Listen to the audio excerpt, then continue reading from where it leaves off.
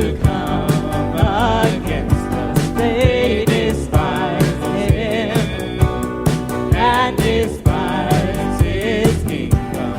Stand your ground, bless the Lord. We unite in the Lord. Stand your ground, bless the Lord. We unite in the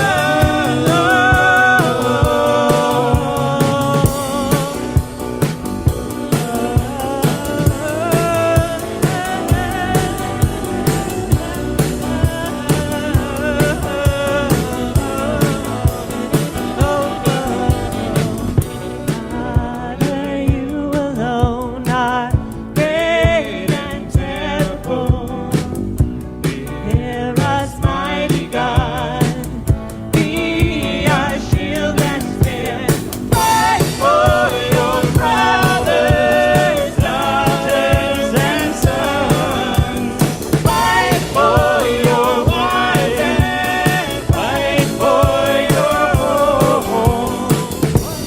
Father, you alone are great and terrible.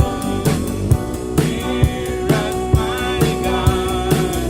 Be our shield and spear. Fight for your sisters, daughters, and sons. Fight for your husbands. Fight for your home. Jesus, Jesus, won't you make it through the night? Jesus, Jesus, won't you make it through the night? Jesus, Jesus, won't you make it through the night? Jesus, Jesus, won't you make it through the night?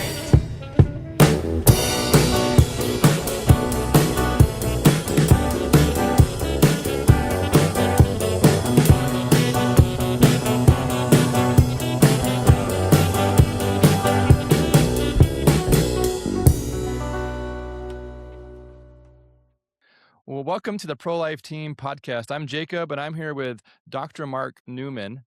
Marc, would you tell us a little bit about your backstory, and then we'll dive into what's currently going on in your world? Okay. I'm a retired university professor. It's taken me a long time, by the way, to get to the point where I can actually say retired. For a while, it was semi-retired, but then I finally had to go all in and say, yeah, I'm fully retired now. I'm not teaching at any universities. But I started off many, many years ago in the late 1980s at the University of California at Irvine, where I was the director of speech and debate there. And then I taught for about 35 years. I ended my career teaching in the doctoral program at Regent University. During that entire time, probably in the late 1980s, a guy by the name of Arthur Ellison, who later went on to run a thing called Life Steward Ministries, he was the associate pastor at my church, and he took a 1-year leave of absence, and he said, hey, Marc, I know that you're up there at UC Irvine and you're doing some corporate training. Would you come down and train my people? I said, well, sure, Arthur, who are your people? What are you doing? And well, I'm on a 1-year leave of absence, and I'm running this thing, and it was called a crisis pregnancy center, something I had never heard of before. And so I said, well, sure, just tell me what it is and what you do. Send me some information about it. I'll take all the material that I use to train corporate people, and I'll use it to work with your folks. And so he sent me Kurt Young's The Least of These and a book by Bernard Nathanson. And I read these books and my jaw dropped. I had no idea. Keep in mind, I'd been a believer since probably the mid-1970s. I've been constantly in church. I knew nothing about this.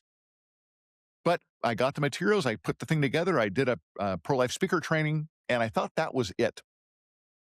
Within 2 years, 95% of all of the consulting work I did was with pregnancy centers and with National Right to Life affiliate staffers and executives across the country. And over time, it just kind of built out and built out and built out. And then somebody asked me, hey, Marc, do you do banquets? And I went, sure. And so I found myself doing fundraising banquets, and I do about 20 or so of those a year, raising millions of dollars for pregnancy centers across the United States. So I do apologetics work. I do public speaking training for people in pro-life ministries, and I do a lot of fundraising work. And then when I'm not doing that, I write books. So about in 2020, I wrote my second book on the abortion issue, which was called Contenders, which is a book that's designed for messengers. And then right now, just last week, we dropped this book. I don't know if you can see it, called Pivot. Yeah. 5 Strategic Shifts to Win the State-by-State Battle for Life. And Contenders was a book for messengers. It was designed to give people the apologetics they needed and the speaking skills necessary to be able to bring the message of life out into the public. Pivot is a book for everybody. It's a book that explains to us where we are now that the Dobs decision came down, overturning Roe, kind of where do we find ourselves, and then 5 strategic shifts that we need to make in order to carry the battle for life forward. And I intend to win it. I don't have any desire to draw this to a stalemate. I want us to win, and I want us to save the lives of unborn children created in the image of God. And I believe that we can do it if we will be smart about it. Yeah, so I'd love to hear more about this new book, Pivot, and also just your ideas on what in this post-Roe, in this Dobbs world, what does it look like for us, and the changes we need to make? Yeah, so I'd love to tell us more. Well, when the Dobbs decision came down, unfortunately, I think a lot of people thought we were done, that we won. I've heard from pregnancy centers all over the country that believe that since the Dobbs decision came down, that pregnancy centers aren't even needed anymore. I've actually heard that being told to directors from donors, and nothing could be further from the truth. When the Dobbs decision first came down, as you know, the people in the abortion industry and their allies lost their minds. You had people, protesting in front of Supreme Court justices' houses. We had guys like crackhead Barney running around doing all kinds of horrible street theater. Um, it was just unbelievable, and I think everybody thought, the sky was falling. But the fact of the matter is that our opponents are very wily, and what they did was they retreated a bit, they retrenched, and already in motion, right, there was a retreat to abortion pill abortions, which initially was to 7 weeks, then was to 10 weeks. And there's research out there showing abortion pills are very effective into the early third trimester, 26 weeks and beyond. And so they've retreated, come back. They've reestablished themselves in very friendly states that have shield laws, and they're engaging in e-tail abortion. Some people use the term telehealth, but there's nothing healthcare oriented about abortion pills. And so now the battle, the large part of the battle is shifted. And what we have is people in death states violating the laws of life states and shipping pills, abortion pills, into life states. And that's one of the reasons why abortion continues to go up instead of down in the post-Dobbs world. So that's the scenario that we currently find ourselves in. And then I think there are 5 key things that we can do in order to overcome that. The first is we have to change the way we speak, and we can talk more about that. We have to change the way we educate. And in fact, I would say we got to start. I know some people say, gosh, the pro-life movement's been around for over 50 years. What do you mean start educating? I like what G.K. Chesterton says about Christianity, right? He said, Christianity has not been found, it's not been tried and found wanting. It's been found difficult and left untried. Pro-life education has not been tried and found wanting. It's been found uncomfortable and left untried. We need to change the way we operate inside of life states. There are a lot of people who, like I said, think that we've won, and there are things that we still need to do to lock life states down for life. And then we cannot leave our brothers and sisters who live in death states alone. We can't just say, our kids are safe, so, forget about their kids. We've got to find a way to infiltrate death states and help them to see the truth about the lives of their unborn neighbors and why they need to protect them. And then finally, the last shift that I talk about is the shift from intention to action. There are a lot of people who have pro-life sentiments, but they aren't really doing anything. And so we need to move from people who say, well, I've got good intentions, to people who actually rise up and act. Wow, this is a lot of good areas to talk about. So let's talk about language. One of the things that comes to mind is how the sidewalk has moved to a mailbox or a dorm door, or a dorm hallway, and there's no longer a sidewalk unless there's a virtual sidewalk online. And that's definitely impacting, the opportunity to talk. But what are your thoughts on? Yeah, I'd like to hear your thoughts on language and what you're thinking in that space. Well, you're absolutely correct that the not just the advent, because the advent was quite a long time ago, but the massive expansion of abortion pill usage, what it's really done is it's I want you to think about, back in the, say, the 1990s when a woman had an abortion, she could actually get into a car, drive past a building, point her finger at that building and say, that is where that guy did that to me. Right. You could separate yourself from the act a little bit now because of abortion pills. And by the way, this is an unbelievably clever attack by the enemy, because now the woman is much more intimately involved in the intentional death of her own child. Right now, there's no building to point to. She just looks in the mirror and sees the abortionist staring back at her. She Yeah, her took those bathroom pills. mirror. Absolutely. So yeah, we don't have buildings anymore. We've got bathrooms. We've got dorm rooms. We've got bedrooms where desperate women are intentionally ending the lives of their own children. So that is one part of the battle. But in terms of how we talk about it, now I'm not talking about in a counseling room, but I'm saying out in public. One of the things our opponents have been very good at is medicalizing this issue, right? And so even when we use the term abortion, we've got people in Senate testimonies, talking about how abortion is absolutely fundamentally health care. And abortion couldn't be anything any more but healthcare than I could possibly imagine. And so I think it's important for us to call things what they are. And this is the way I explain it to people. So just to let you know, Jacob, this is not a trick question. I'm just going to ask you a question and just answer as briefly as you possibly can. What is child sex trafficking? Evil? No, what is Oh. it? Describe it. What happens? Stealing someone's childhood, stealing someone's child, and abusing someone to put them into selling for money for sex, I suppose. Yeah, it's a hard thing to even contemplate and talk about, because you know immediately what it's about. It's about people using children for sex for money, right? That it's simple. Nobody has to wonder what child sex trafficking is.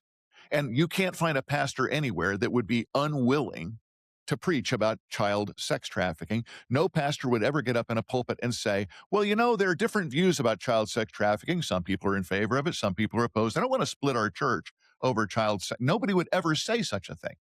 Yeah. But we've been able to say it that way about abortion because we have politicized and medicalized abortion and made it seem like a rights issue or a health care issue. But what if we called abortion what it really was? What if we defined abortion in the same way you just described child sex trafficking? What if we called abortion intentional child killing? Because that's what it is. Yeah. It's intentional. There's a child, and we're killing that child. And by the way, I'm not the one who's saying it. Planned Parenthood says this. People say, well, they don't say it now, but they used to. Back in the 60s, they used to. I've got a brochure called Plan Your Children for Health and Happiness. It was distributed by Planned Parenthood. They asked the question about birth control. Birth control, is it an abortion? Their answer, no. An abortion kills the life of a baby after it has begun. It is dangerous to your life and health. It may make you sterile so that when you want a child, you cannot have one. That is what they said. They used to put out a brochure, a little flip book called The Gift of Life. It was a sex education manual. And it says right there in black and white that when a male sperm meets and unites with an egg cell, a new life begins. Planned Parenthood has always known that human life begins at conception. Planned Parenthood has always known that abortion intentionally kills a human life. The target is the child. So we know that abortion intentionally kills. We know that what it intentionally kills is a child, because that's the only thing that a human mother and a human father have. In fact, it wasn't that long ago that people used to refer to pregnant women. They say, oh, look, she is with, right, child. And this is a way also to get outside of what I would call developmental gestational arguments. Because the one thing that I can tell you absolutely is that what's inside that woman's body is the product of her body and the man that she had sexual relationship with, his body, and that being inside of her womb is absolutely relationally her child, not a baby, not a child, her baby. And I think if we would just begin speaking more clearly about it, we would be better off. Because we've got people running around that are literally saying that miscarriages are abortions. You have people in the medical literature, right? When a woman miscarries, they call it a spontaneous abortion. We use abortion in a lot of ways that doesn't reflect what we're talking about when we discuss elective abortion. And so I think that substituting intentional child killing is a clear, easy way for people to understand. Now, you might notice that I didn't say the word murder. I didn't say the word murder for a couple of reasons. Number one, because legally it's not murder. And that's just the facts. I mean, you have carve-outs in every state in the United States that says that we don't prosecute people for self-managing an abortion, for example. So to call it murder is a lie. It's not murder. Murder is a legal category. The second reason I don't like to use the word murder is because murder it's being overused rhetorically. PETA, right? People for the Ethical Treatment of Animals, holds up signs at their protests declaring that meat is what? Murder. Murder. People call all kinds of things murder anymore. And after a while, rhetorically, it doesn't have as much impact. But if we will simply call abortion what it is, it's intentional child killing. That's what happens. The question then becomes, should it be illegal to intentionally kill your children? And I would argue, yes, it should be. And the way to move forward right now, absolutely, is to go after the people who are purveying it, the people who are out there promoting and shipping abortion pills.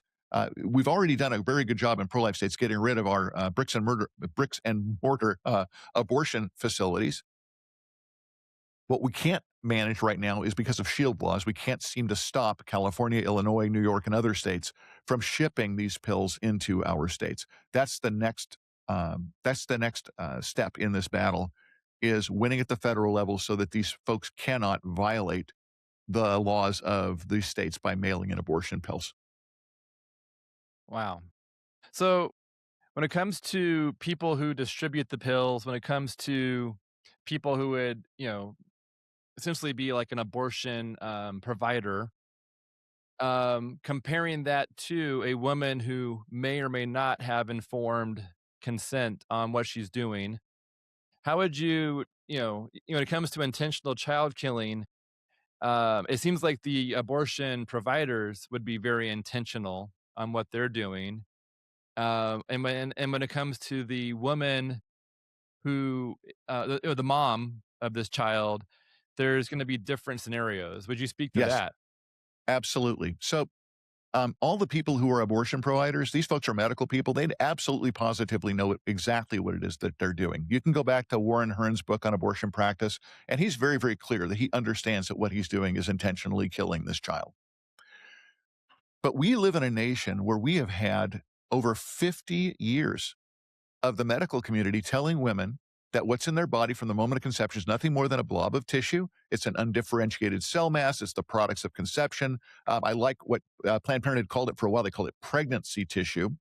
And then we've got states that not only teach their people this, but then they absolutely go forward and they pay.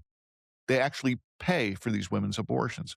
And so this is one of the reasons why I think it's important for us to lay blame squarely where it belongs, which is with the people who are abortion providers. There may come a time in the future, once we have kind of repented of this national sin and begun educating people properly on the truth about what's going on in their bodies. But all you have to do is watch Mark Harrington's videos on TikTok, watch some of Charlie Kirk's old videos where he talks about the baby inside the woman's body, and watching college students, right? Not rank and file, just anybody on the street, college students at major universities screaming at him, it's a fetus, right?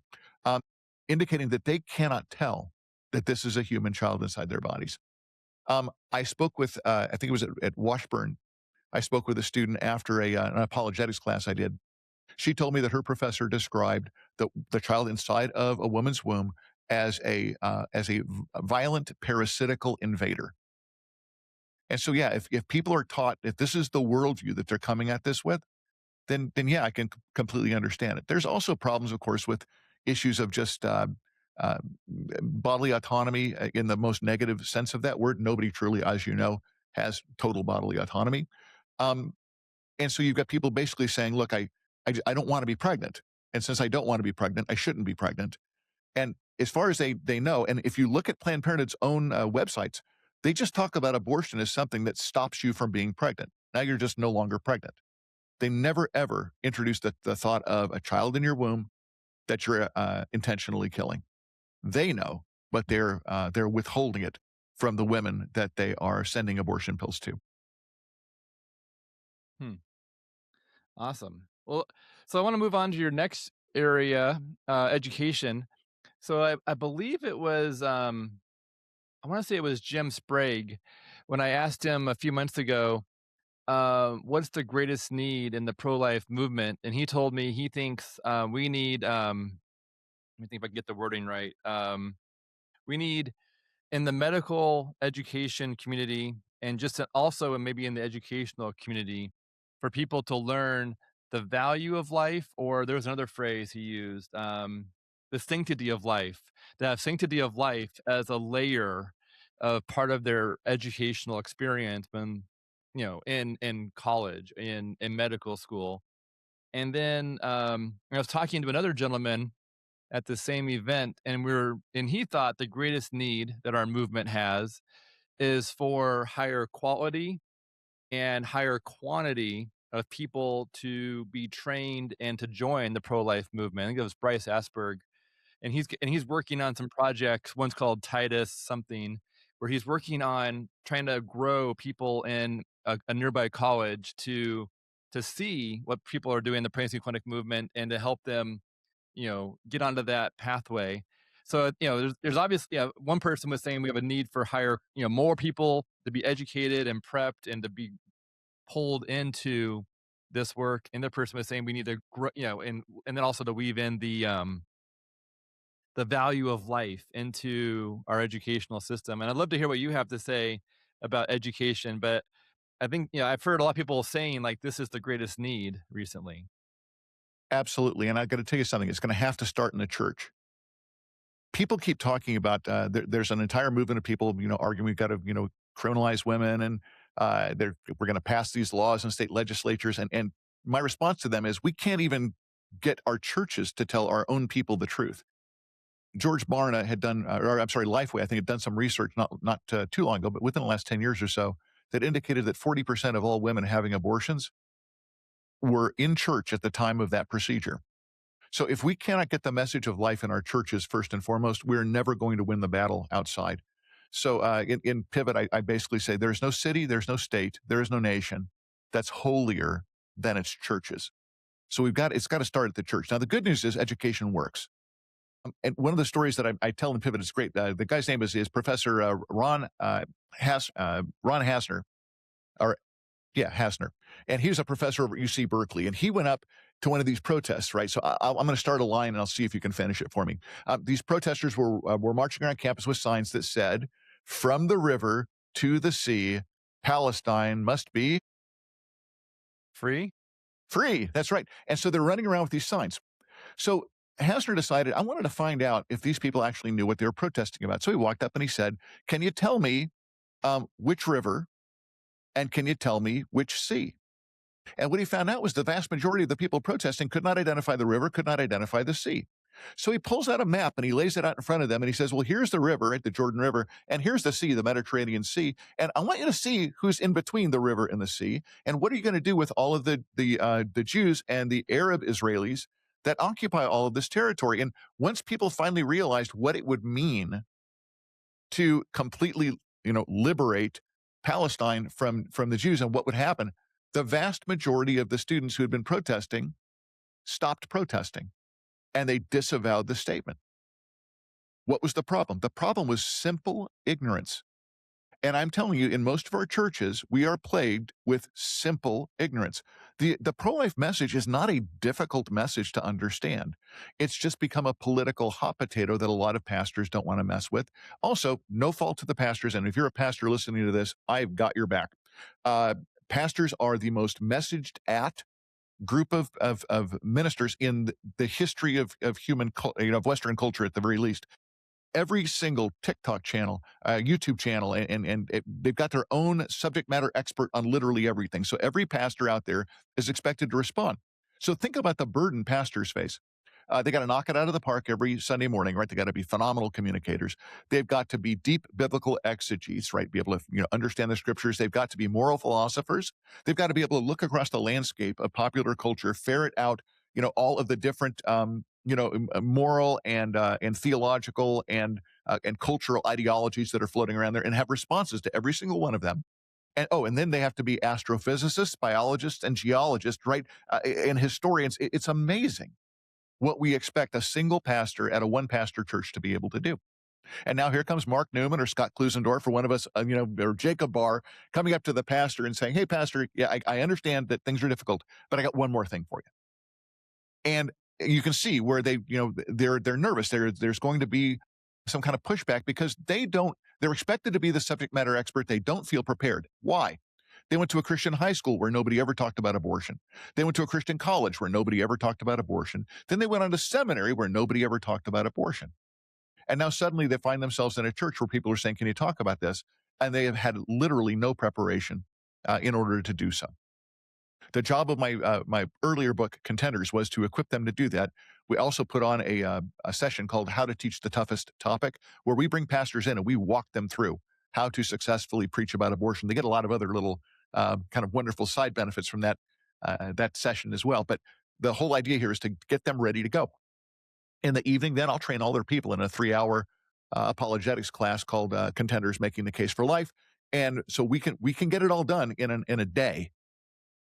But most of these pastors are horribly ill-equipped to do it. So yeah, we need to train our pastors, and then we need an army of apologists. I've been talking with pregnancy centers now for 2 years, saying that every single pregnancy center, all 2,700 of them, ought to have a staff apologist. Their only job is to find places to speak and then go around and talk with people about life issues and about what the center is doing. And that would easily be a full-time job just about anywhere.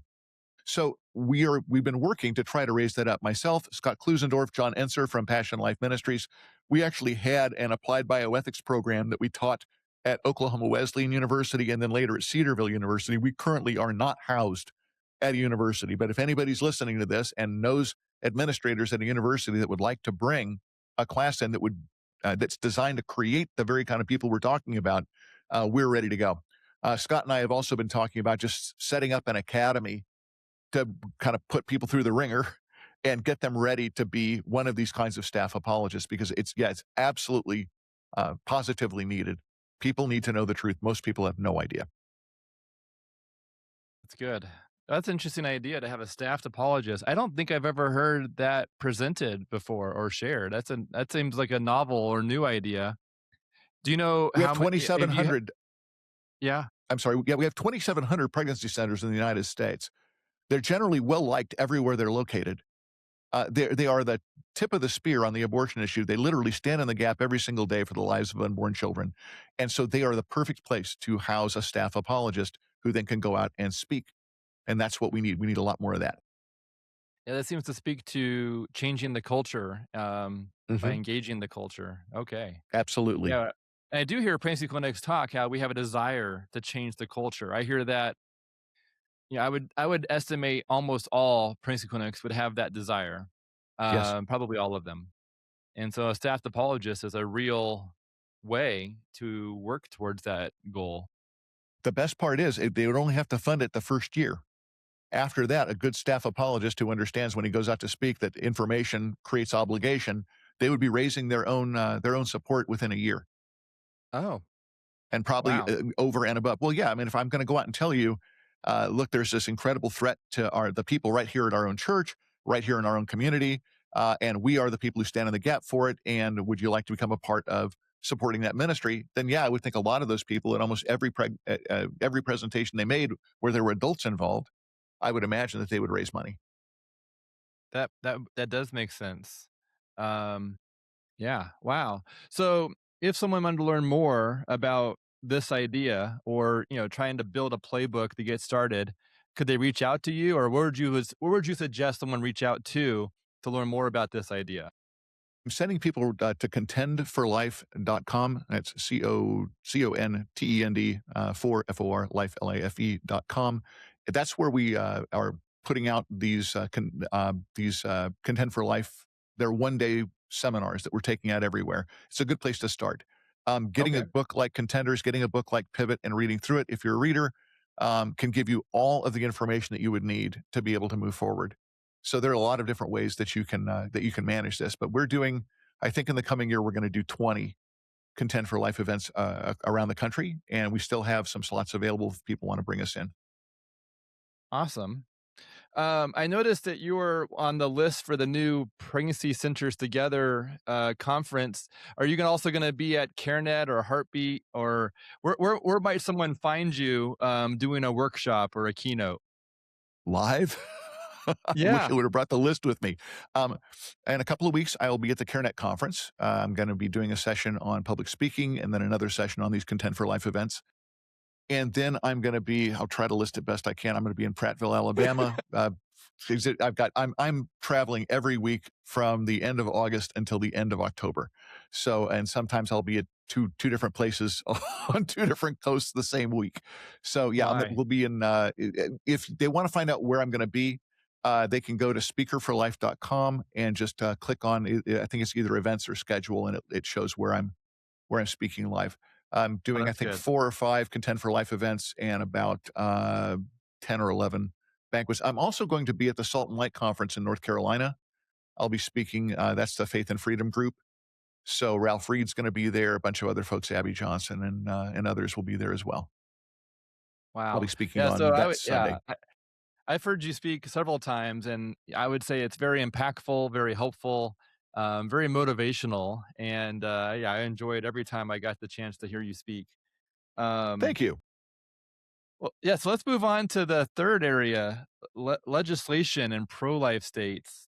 So, yeah, what's going on there? What are your ideas on what we need to do and how to pivot? Well, the biggest struggle that pro-life states are facing right now are shield laws. A lot of pro-life states have passed great legislation that's designed to protect their children from abortion. So they've separated themselves from Planned Parenthood. They're not allowed to come into their schools. There are no bricks and mortar facilities offering abortion anywhere in their state. That's all great. But these other states, and by the way, not just other states, India, France as well, are willing to ship abortion pills into the United States, and they're very, very difficult to stop. The first thing that I think we need to do is we need to have case law move forward, including court challenges, to challenge this idea of shield laws. Some states are doing a very good job right now. So Louisiana, for example, has got they indicted Margaret Carpenter, who's an abortionist out of New York, for shipping abortion pills into their state. The state of Texas, I think it was Ken Paxton, who sued Margaret Carpenter for the same thing. And so these cases are going to slowly work their way up. The more states that pass these sort of anti-shield law provisions, especially when they offer civil penalties rather than criminal penalties, right? In other words, they allow anybody to go after the abortionist. So if you've been negatively impacted by the abortion pills shipped into your state, you would have standing to sue. So let's say, for example, you are the boyfriend of the girl. You didn't want her to have an abortion. It was illegal for them to send in the pills. And so the guy says, I wanted to have that child. And now he can sue the abortionist. The child's parents or grandparents could sue the abortionist. And I believe in Louisiana, I think it's up to $100,000 per incident. Well, you wouldn't need too many of those to go forward successfully before most of these folks would just be out of business. So using the civil provision is a really intriguing way forward because it certainly opens up opportunities for a lot of people to become involved in the process. So that's an example of some things that we can do moving forward. But I would say fundamentally that is probably one of the biggest things. But another area, and on a more positive note, there's no reason in the world why a state that has pro-life legislation can't build into its curriculum teaching the kids about the law and the reason for the laws in other states, and why we don't share them. It's an interesting thing. Over in California, for a little while, they had a ruling that said that that no state money could be spent on travel to other states that had anti-LGBTQ plus legislation on the books. And then an interesting thing happened. California decides, or UCLA decides they want to become part of the Big Ten, a more prestigious football, division. So they want to do it. The problem is 4 of the schools in the Big Ten are in states that have those kind of laws. So suddenly, oh no, there's no money. How are we going to send our teams to go play in those states? Well, the guy who was I think he was the assistant athletic director at the time said, well, we're going to raise private money to do it. But beyond that, we're going to make sure that our students understand the laws in our state, understand the laws in their state, and what the difference would be. And I'm thinking, challenge accepted. That's exactly what we should be doing in pro-life states. We should start young, teach kids basic biology, show them the Baby Olivia video, right? Some of you just type it in. If you've never live seen action. it, watch it. It's wonderful, live action video. Have them watch that video. They've got a Baby Oliver video now, I guess, for Yeah. equity reasons. So we've got these videos that show them to little kids, help them to understand. Then once they're in elementary school, teach them the truth about where babies come from, right? You don't have to get graphic. You can just let them know that from the moment of conception, new life begins. That's not an unusual thing to say. It's what More Prasad and Torsha said in their book, The Develop. Oh gosh, this is what happens when I have notes directly in front of me, and I haven't. And I've had a month off from speaking. More Prasad and Torsha in their book, The Developing Human: Clinically Oriented Embryology. They say human life begins at conception, that every single one of us began our lives in exactly the same way, right? A male sperm penetrates and fuses with an ovum, creating a zygote. And it is a totipotent cell, and it is the beginning of every single person as a unique individual. That is what they say in this book. So we're not trying to teach anything that's weird. It's just the truth. And then when they get a little bit older, we talk about the fact that we've got pro-life laws. For example, I live in Tennessee. In the state of Tennessee, we have pro-life laws. These are the laws in the state of Tennessee, and this was the rationale for passing them. Well, the reason why we have these laws is we protect the lives of people in our state. And since your human life begins at conception, we're going to protect you starting then from people who want to intentionally kill you. As they get older, we let them know there are other states where they don't share our views, and these are the laws that they've passed. This was their rationale for passing it, and then let's evaluate that rationale and see if it's worth anything. And you're going to find it doesn't take a lot of in-depth analysis to discover that these laws do not, they aren't philosophically or morally justifiable. And there's no reason in the world why we should not be teaching our children in pro-life states these truths. So those are some examples of some things that we can do. By the way, on the pro-life state level, one other thing that if anybody knows anybody in a pro-life state who knows the governor, and I'm hoping Marsha Blackburn is listening because I think is about to be the governor of the state of Tennessee. California's governor, Gavin Newsom, put together this thing called the Reproductive Freedom Alliance. It's got 22, 23 governors who are signed up for it, and they proudly talk about their pro-abortion initiatives that they've championed. You go into Google, go into any search engine and type in Pro-Life Governor Association. Do you know where you're going to be sent to?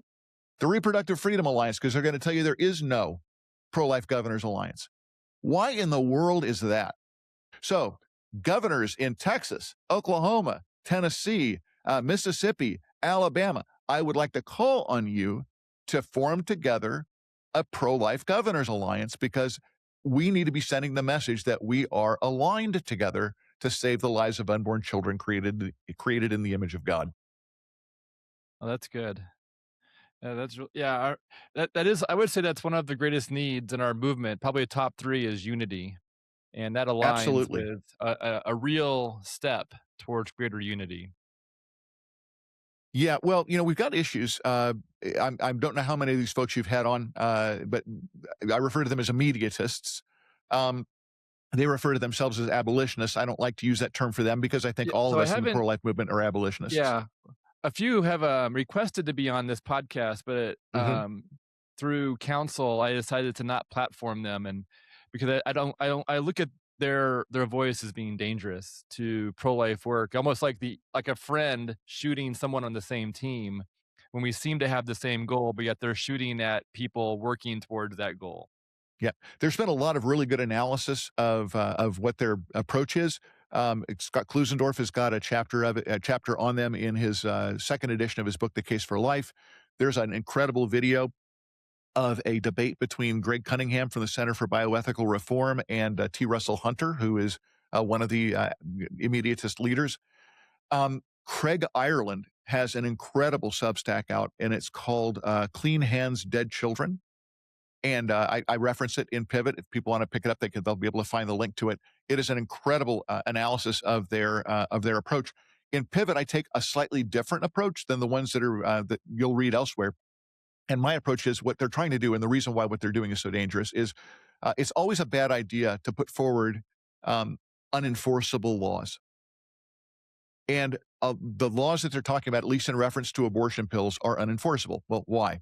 Number one, because the drugs that are being used, right, mifepristone, misoprostol, they metabolize so rapidly in the body you can't find them in a blood test. As a matter of fact, the people who ship the drugs tell women if you have difficulty, if you are having excessive bleeding, if you're having an incomplete abortion, just go to an ER and tell people you're having a miscarriage, because they won't be able to tell the difference. You don't have to tell them you took pills. Just tell them, you know what, we're done. I'm bleeding and I need you to help me out. And they will. And there is no blood test available that's going to find those drugs in your system. So that's one issue. Now, in my book, I do talk about there were a couple of examples, because I want to be straight up with everybody, where they have been able to find these drugs in the system of either the mother or in the baby's tissues. The problem, of course, is that for most of these abortions, the baby's tissues are never available because they get flushed down a toilet. And even in the woman's case, it was very, very shortly after she took them. Usually between 5 and 24 hours after taking the drugs, they metabolize. You cannot find the drugs in the woman's system. So you're not going to be able to prosecute these folks. Miscarriage is an unbelievably common occurrence in early pregnancy. In order to have true equity, right, you hear people talking about impartiality of the law, you would have to investigate every single miscarriage, right? It's logistically impossible to do. And now imagine the trauma. This woman who wanted her baby, lost her baby in miscarriage, and now she's got to go through the indignity, right, of having blood draws and other things to find out whether or not she miscarried that child on purpose, right? This is never, ever, ever going to happen. Then California goes out, I think it's AB 240, passed a law on the pills that they send out through the mail, through their SHIELD law. They don't identify the dispensing physician. They don't identify the dispensing pharmacy, and they don't even identify the name of the person receiving them. It's not on the label of the bottle. So you're not going to be able to do it there. And then worst of all, the two worst parts are, right now we have centers that are having tremendous success with abortion pill reversal. A woman takes mifepristone. She feels bad about it. She comes to the center. The center gives her a prescription. They flood her system with progesterone, which is safe. And 65 to 68% of the time, they're able to save the life of that unborn child. But now imagine everybody at the center is a mandated reporter, just like they would be at a school for child abuse. If a woman comes in and says, hey, I took mifepristone is an abortifacient. If you don't do anything, only about less than 25% of those children survive just the mifepristone. And so they can flood her system with progesterone, but now because they're mandated reporters and this woman clearly tried to kill her child, they're going to have to report her. And now she's going to go to jail. If that happens one time, how many women do you think are going to come in for abortion pill reversal? Right? Yeah, it will dry up very quickly. Yes. And so the small window will close. Yeah, children who could be saved will not be saved. And they will not be saved because of these laws these guys want to pass, basically targeting women for prosecution, because you can't target the men, right? There's no way. You don't have any DNA evidence. All you've got is that woman's word that it was that guy, and all he's going to say is, it wasn't mine, and I didn't do anything. And if there's no evidence of it, right, the only person at risk here is this woman. So what I've been telling people for a long time is the difficulty about all of this is the womb is the perfect crime scene, right? I mean, there are no witnesses. There is no evidence, right? There's just no way you're ever going to be able to do this. So the appropriate path forward is not legislation that's designed to criminalize these women. The way forward is to, number one, go after the people who are providing the pills, and then number two, education. I really do believe that if people knew the truth, knew that there were resources available for women, if more people knew about pregnancy centers. I mean, you've got state governments running around telling pregnancy centers or telling their people that pregnancy centers are fake medical clinics, which nothing could be further from the truth. So there is a massive ideological battle going on, and we have to wage that one first. And until we can win it in the church, then we can win it in the community. We can win it in the community, then we can win it in the state. We can win it in the state. Eventually, I think we're going to win it in the nation. But the worst part about this is, if these guys were ever able to be successful in any single state, The first time a woman got prosecuted, trust me, their photograph would be everywhere. The people over in death states would be using this as propaganda. We already have 22, 23 governors out there saying, hey, I'm all on board for abortion. We're getting perilously close, right? I call it the race to 38. The first side that gets to 38 states is going to be able to pass a constitutional amendment, and then that will be the law of the land. Well, our opponents already they're way ahead of us in that race to 38. There are pro-life states, there are pro-death states. There are a lot of states that I would just call in the mushy middle. Those mushy middle states, they're going to get hardened the first time they see a young, beautiful woman prosecuted in a state for having an abortion. And then as soon as they hit 38 and they pass and they enshrine Roe versus Wade in the constitutional law, every single protection we have ever been able to cobble together for the lives of unborn children will be immediately swept away, and we will just become a Molech worshiping nation. And so we've got to be smart about how we move forward here. And the way to move forward is let's draw the distinctive lines as clearly as we can between life states and death states, because I think God's going to bless life states. And I think people are going to be able to look over there and see that these people's lives are better. And then we'll be able to build up an intellectual and a political storehouse of knowledge, information, and votes. We'll be able to move that forward. I think we'll be able to infiltrate, and that's where I think we're going to go in a minute, into these death states. We need to be establishing more and more presence in these death states. Some of these states are surrounded by pro-life states. We ought to be sending resources across the border, establishing more pregnancy centers, doing more apologetics work, working with more churches, and to begin to turn the tide. Have you had Mark Harrington on your show, Jacob? No, but I could reach out to him. You should. He's got a program called Make Abortion History, and they've got empirical evidence that demonstrates that they can go into areas that are identifiably pro-abortion areas, and by engaging in a campaign, have a massive voter shift. And so I think I might have heard him speak once at a 115 meeting. He sounds really familiar. Very possible. Well, Trevor Polo is the person over at Protect Life Michigan who inaugurated this program, and then Mark kind of picked it up and ran with it. But I'm telling you, if we can get the message out, we can win this battle, even in death states. So, I mean, all of these things are possible. It just takes courage and resolve. And we have to move from where most of us are right now, which is just we are intentionally pro-life. We think pro-life's a good idea, to actually doing something about it. Yeah. No, that's really good. I want to share a story that may reflect, one way that this can be done when it comes to, reversing or reverse engineering what, California is trying to do to Texas, for example. Mm-hmm. So I'm working with a project called Abortion Pill Talk, and we moved our legal address and our headquarters from Arizona to Texas so that we would be under a pro-life body of law, in a pro-life state, under a pro-life governor. And effectively, so in New York, California, or Washington want to shut down a marketing project in their state, they're going to have to come fight in the Alamo. And I know we didn't win the Alamo the first time, but I still think it's a really good example of fighting until the end, regardless of the result. Mm-hmm. Absolutely. Absolutely. Yeah. The idea is that this cross-border skirmishing is a very, very good tactic, right? You're in a place where everybody supports you, and now we just start moving in. Because, by the way, our opponents have no difficulty doing that. They'll set up, you have Mayday Health. Governor Newsom put up billboards in 7 pro-life states.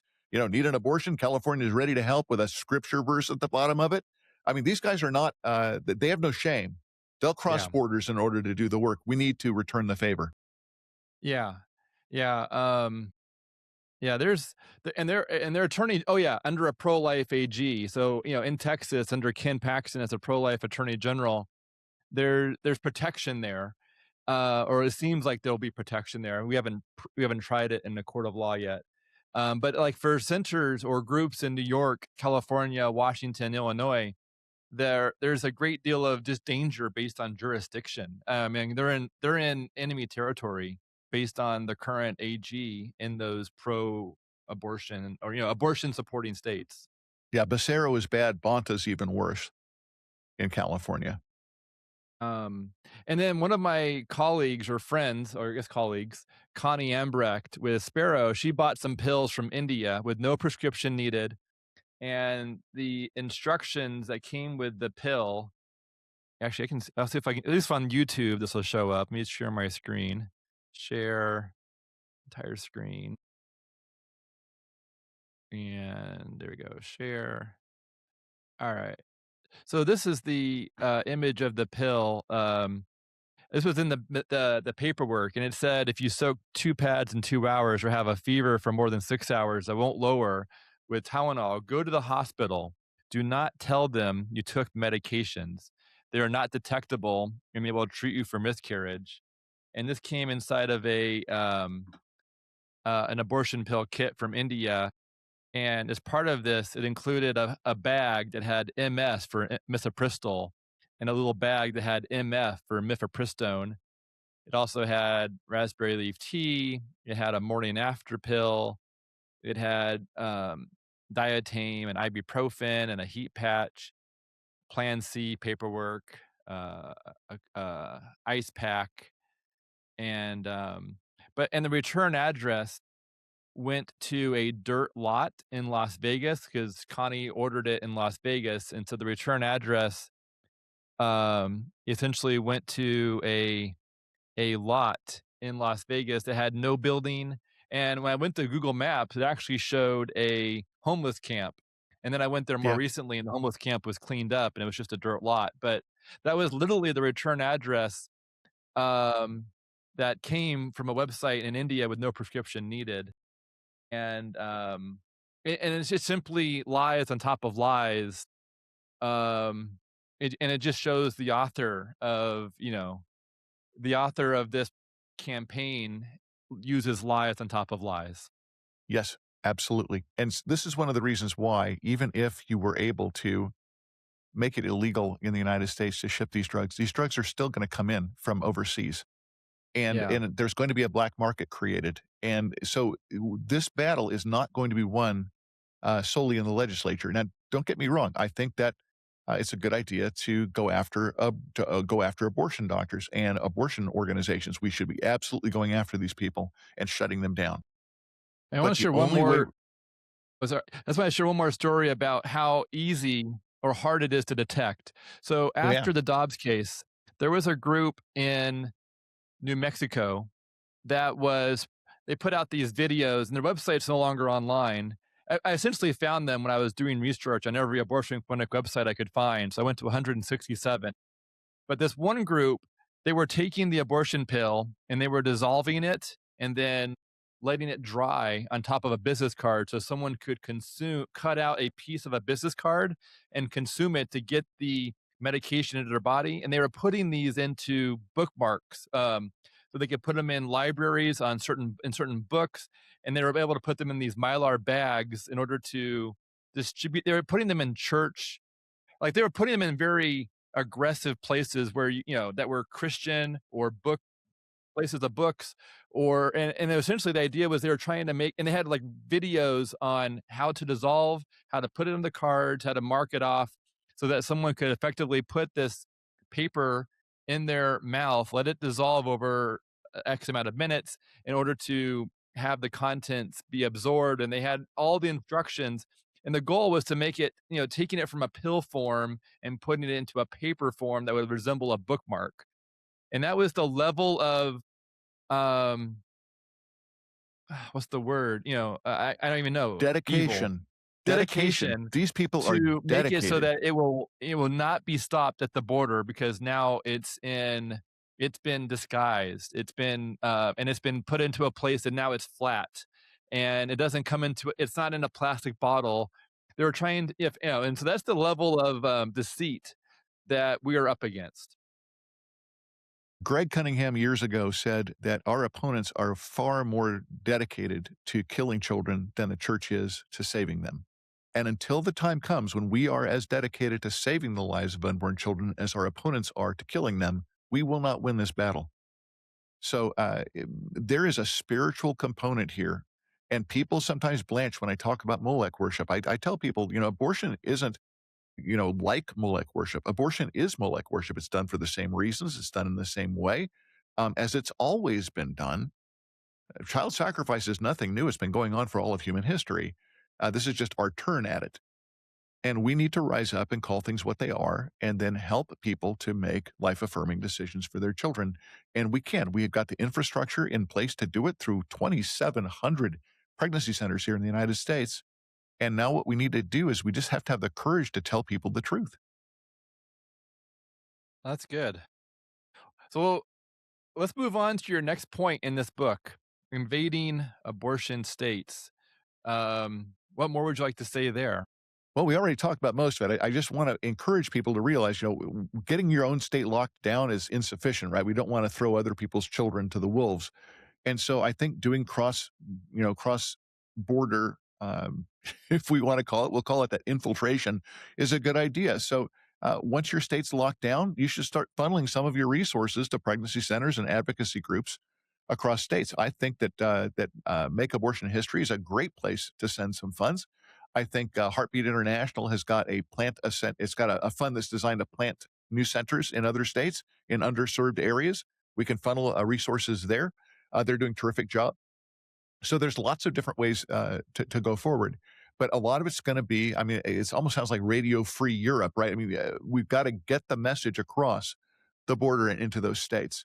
And I think we have to be dedicated to do it. It's going to take resources and personnel. But there are probably some young people, listening to this or watching this podcast today and are thinking, I'm in college right now. I don't know what I want to do. Think seriously about full-time pro-life advocacy work. There are plenty of organizations out there that would be happy to have you, but it is going to take some dedication. But as a result, you could find yourself in the middle of the most significant human rights movement in all of human history. That's really good. One of the things that Heartbeat put out, late last year was a training on Telecare and the way that Drell pitched it when he was sharing it with me was, imagine a pregnancy clinic building a team that's similar to the type of team someone would build for a mobile ultrasound unit. Imagine building a Telecare team that can provide coverage for when someone calls from a desert where there's not a nearby pregnancy clinic in the area. And so just imagine if a pregnancy clinic had a Telecare team that could answer calls during certain hours, and the Heartbeat model is to block off at least 4 hours in 2-hour blocks, and then you can get calls from option line. But then if you also were to advertise in a desert in your county, in your state, in the nearby state, in the nearby county, where there's a desert involved, in order to provide care remotely, the same way that many people did before we had 2,700 brick and mortar locations or Yep. 3,000 plus brick and mortar locations. And helping someone remotely going through options counseling, helping them identify what they need to do next, helping them avoid decisional regret. So that's kudos to Heartbeat for putting that training out. And I just would like to encourage people to explore that because I think that is innovative. And that's what we need in this space is innovation and to try things that align with the gospel and excellence and are innovative and new. We need to, keep exploring how we can pursue, where God's calling us to go. Well, in the first place that ought to be happening is in our churches. Everybody at every evangelical church on the planet should know the name of their pregnancy center, where it's located, and at least generally what kind of services they offer. Every single person in church should know that. I did an apologetics class. It was out in the West somewhere. And when I was done, we had 150 or so plus people there. I said, how many of you have ever at your church heard a comprehensive case for life, even over many weeks, similar to what you heard here this evening? 3 hands went up. 2 gals who were from an Orthodox church and 1 Catholic gal. Not a single evangelical Protestant's hand went up. This tells me that there's this tremendous apologetic lacking in our churches. And so you're talking about going into these deserts. The easiest access point should be through area churches, and that should cost next to nothing. Now, I agree. We still need billboards. We still need, bus benches in areas that have buses. We need advertising on television, on radio. But my goodness, we should absolutely be able to get to people through area churches, and it's a battle. Yeah, the number one way for a long time, and the way that someone would find a pregnancy clinic was word of mouth. And then in 2011, internet/Google started to become number one, and word of mouth fell to number two. And today, word of mouth is a solid second place on most lists. With internet/Google being a solid number one. But word of mouth is still there, and for 40 plus years, word of mouth was the most common way that someone heard. And so churches being connected is going to increase word of mouth. Communities talking, people talking and sharing. That's where word of mouth comes from. And that's a very valid and excellent place to spend effort and time, is bolstering people, providing good referrals on where to go when someone's experiencing an unplanned pregnancy. Word of mouth is Yeah. epic. And it's less expensive. It is more time consuming, but it also avoids the problem of what I've kind of referred to as ephemeral messaging. So what you have is you've got people out there who are, you buy a Google ad, or you buy an ad on Facebook. Well, people see it, scroll past it, and they see the next one, which may be from Planned Parenthood. So you've got messages constantly replacing other messages all the time. When we're out in the public, when we are speaking to schools and civic groups and churches, we are putting a face on a local pro-life ministry, and we're showing them, I'm a real human being. I'm here to help you. And then if you know somebody, or if you yourself find yourself in the middle of an untimely pregnancy, you won't be thinking about an ad that you saw. You'll be thinking about a person that you met. And I'll grant you, this is a difficult way forward, right? But I don't know that I want to put my movement in the hands of an algorithm that is potentially unfriendly to me, and who could, with the flip of a switch, turn me off entirely. And so I think we've got to be careful where we invest all of our resources. Don't get me wrong. We need to be in all of those spaces, but we can't rely on any one of those spaces. I remember talking with a gal who had an abortion pill reversal. She was a pastor's wife. She had gone in, she'd had 4 kids in 4 years and was pregnant with the 5th and couldn't take it. Went down, took the first pill. On her way home from that appointment, taking that pill, she saw a billboard she said she'd never seen before. It was an abortion pill reversal billboard. Now, it had been there for a long time, but it never caught her eye because she wasn't involved. But the minute she was involved, it did catch her eye. She went to the center, had abortion pill reversal, and I actually sat next to her with her baby that was saved at that banquet that I spoke at that evening. So we need to look across both digital and analog methods of communication, and we've got to get the message out everywhere, because our opponents do that. I mean, you got Mayday Health. They're using airplanes flying banners across, like NASCAR events. They're doing flotillas. They're doing placards on top of gas station pumps. I mean, our opponents don't have any problem utilizing all of the available means of communication to people, and we ought to be doing the same. Wow. So one of the projects we're working on is to working on a campaign for the UK. I mean, in the UK, there's a couple of unique issues. One is freedom of speech isn't a right, and so that's an issue. There's also socialized medicine. The number of pregnancy clinics in the area that provide ultrasounds seems to only be 3 in the UK. And there's several that don't provide ultrasounds, well, not several, but more like 20 that don't provide ultrasounds. And so we're working on a campaign to advertise there for people who are seeking the abortion pill. Oh, and the abortion pill has a usage level of, when it comes to abortion versus surgery, the abortion pill is between 80 to 97%. So maybe that's where it's going to be. 93-ish. That's where it's going to be here in no time.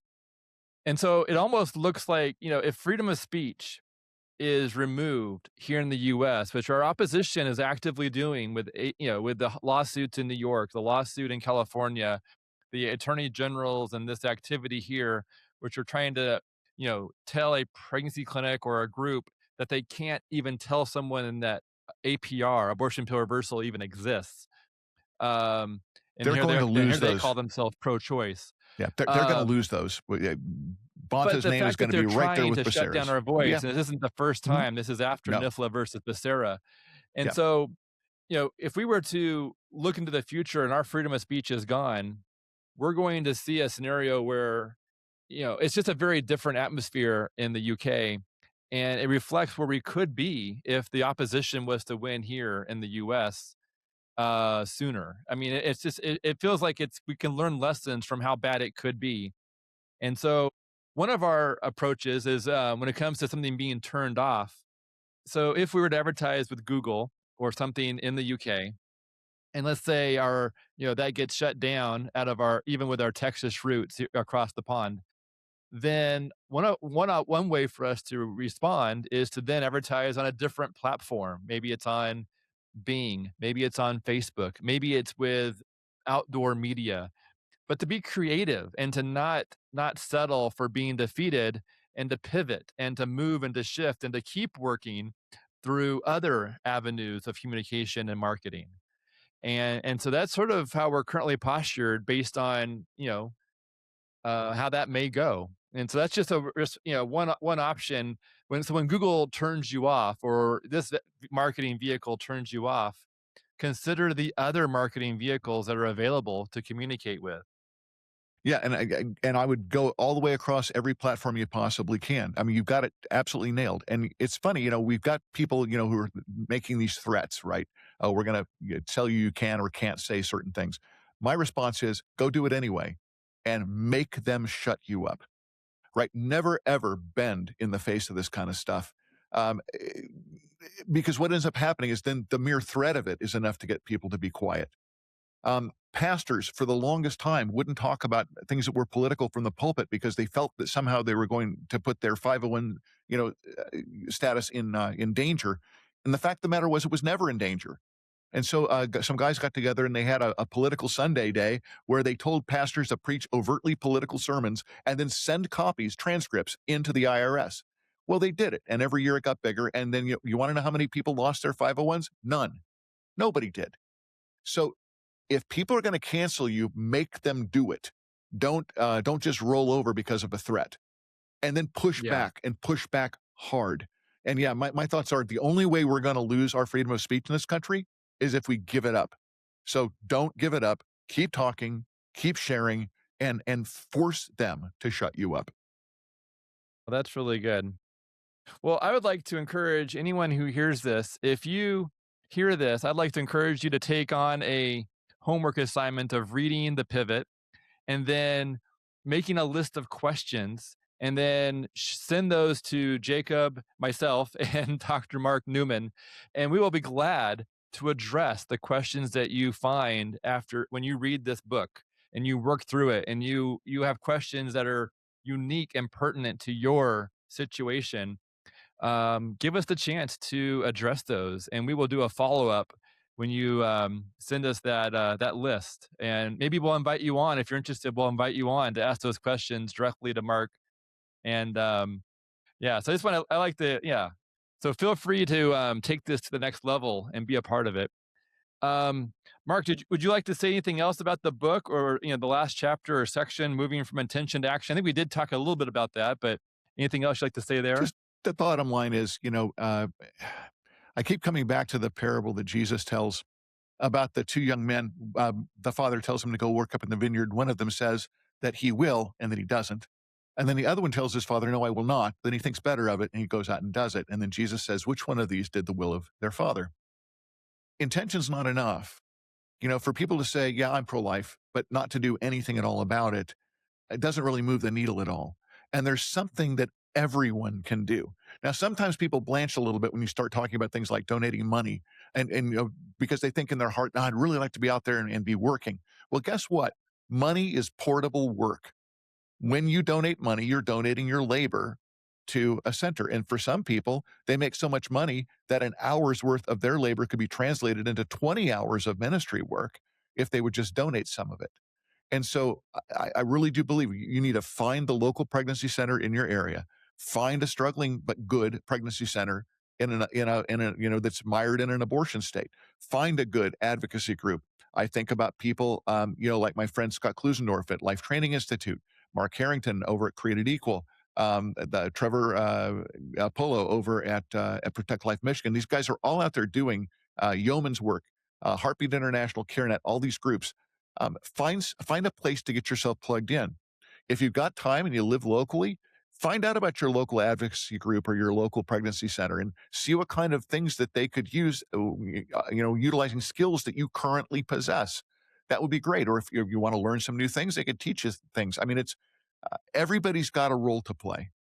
And if everybody would just play their role, we would be a lot farther down the road. My friend Kirk Walden, in his book, The Wall, said that if only 20% of the people who claim to be pro-life donated $8.33 a month, so only 20% donating $8.33 a month, it would unleash over $1 billion for pregnancy center work in the United States.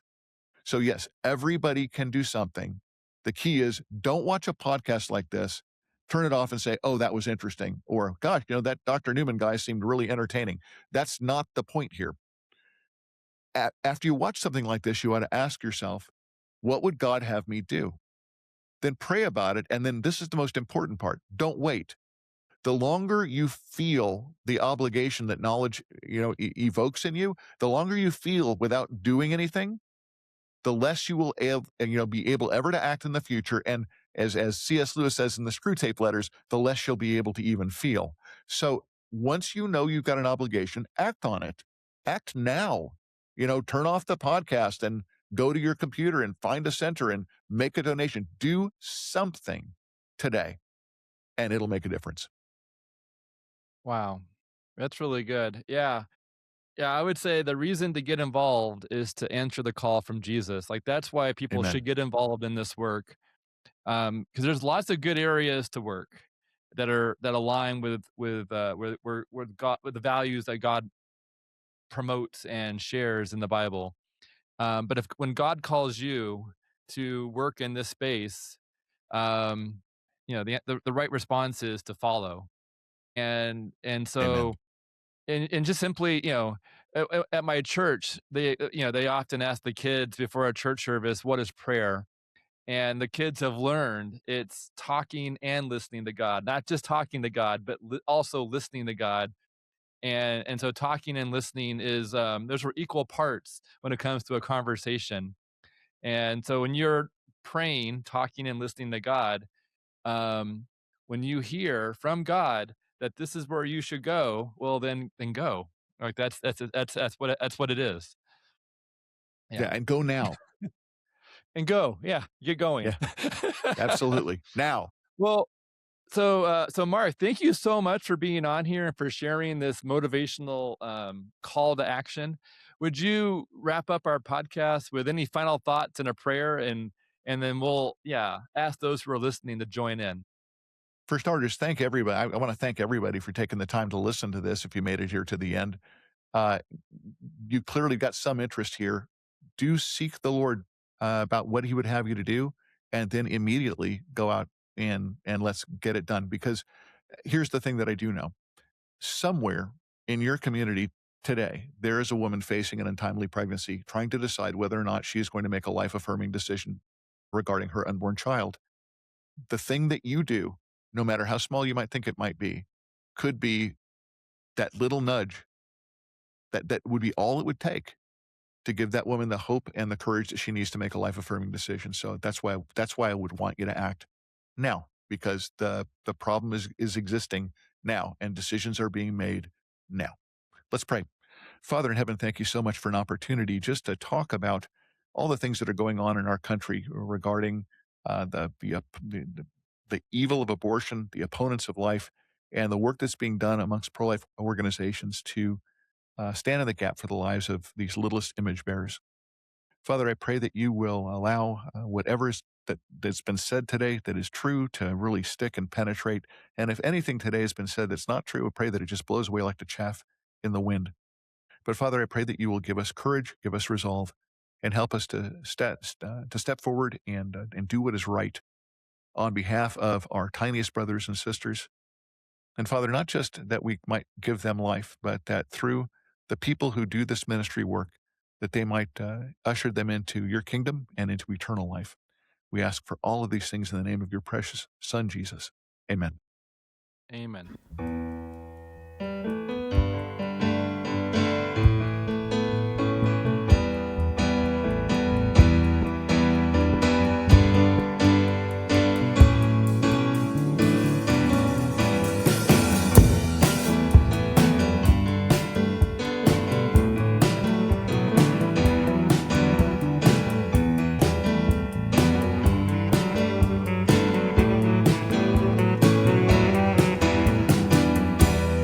Lord is my shepherd, I shall not be.